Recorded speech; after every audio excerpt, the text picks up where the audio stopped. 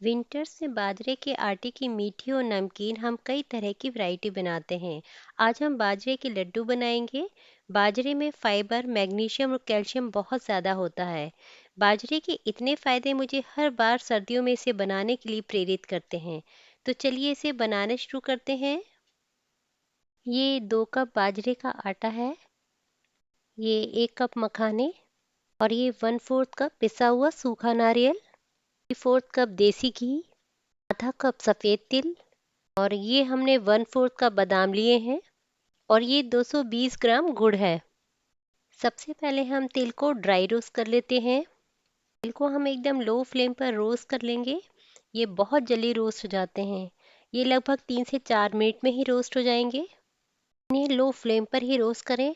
जैसे ही ये हल्के ब्राउन हो जाएंगे और इनमें से खुशबू आने लगेगी तभी हम इन्हें एक प्लेट में निकाल लेंगे। अब हम इसी कढ़ाई में पिसे हुए नारियल को रोस्ट कर लेंगे। इसको इतना रोस्ट करेंगे जिससे इसका कच्चापन निकल जाए।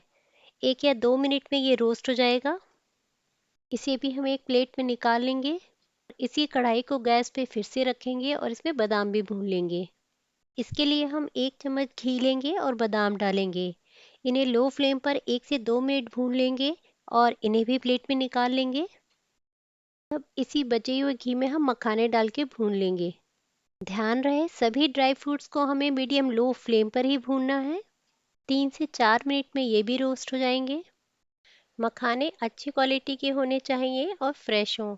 अगर मखाने थोड़े पुराने हों तो आप इन्हें 2 पीस में करके चेक ज़रूर कर लें। अगर कोई मखाने ख़राब हों या उसमें कीड़े हों तो वे आप निकाल दें। ये मखाने एकदम फ्रेश हैं, मैंने इन्हें चेक कर लिया है। 3-4 मिनट हो गए हैं और मखाने भी अच्छे से रोस्ट हो गए हैं। कलर इनका चेंज हो गया है और ये काफ़ी क्रिस्पी हो गए हैं। तो अब हम इन्हें भी निकाल लेते हैं।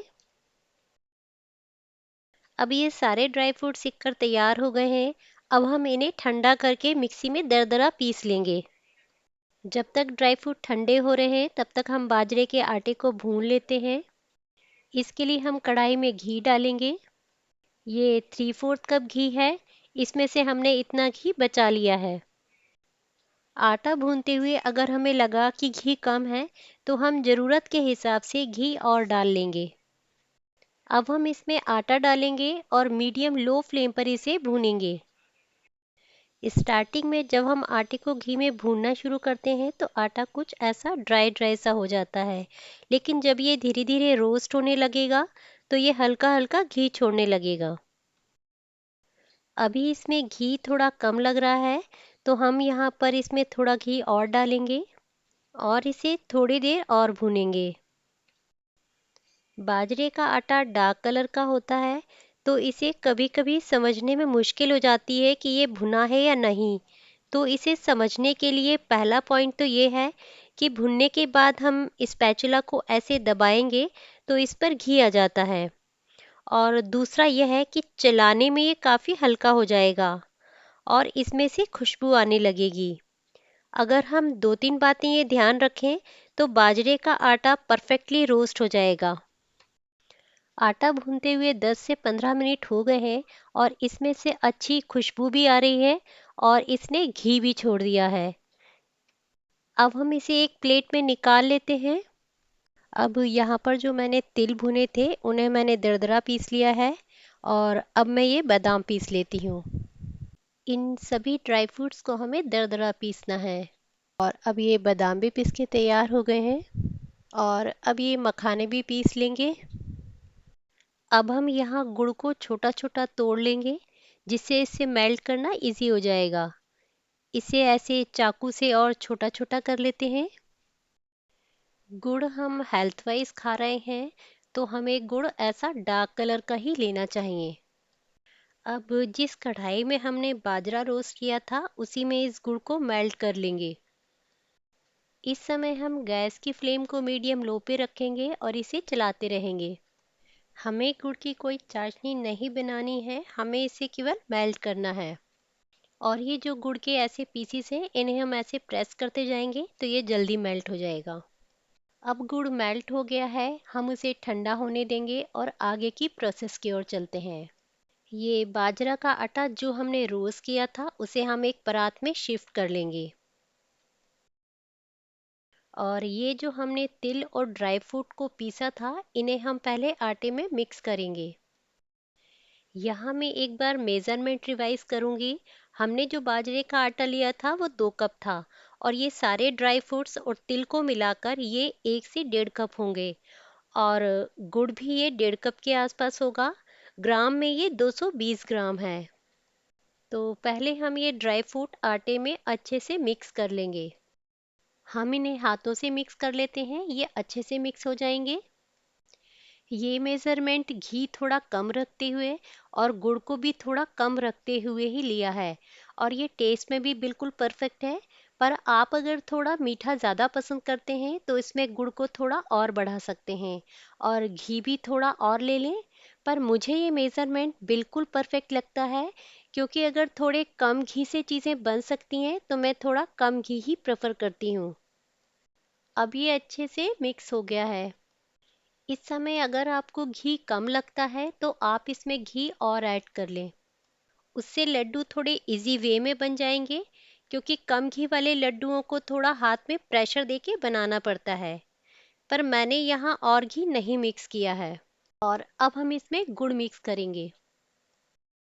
गुड़ के तो बेनिफिट बहुत ज़्यादा होते हैं। अगर आप कोई विंटर स्पेशल स्वीट बनाना चाहती हैं तो उसमें गुड़ का ही यूज़ करें। ये हेल्थ वाइज बहुत अच्छा होता है। गुड़ को हमने थोड़ा ठंडा करके मिलाया है, पर ये जमेगा नहीं क्योंकि हमने यहाँ इसकी चाशनी नहीं बनाई है, और हाथों से भी ये अच्छे से मिक्स हो जाएगा।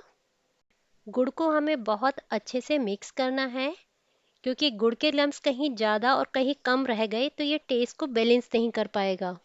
तो अब यहाँ ये अच्छे से मिक्स हो गया है। अब हम इसके लड्डू बनाना शुरू करेंगे। सारे लड्डू एक साइज के बने इसके लिए एक मेजरिंग कप ले लेंगे, जिससे साइज थोड़ी एक जैसी बनेगी। आप चाहें तो अंदाज से हाथ से भी ले सकते हैं।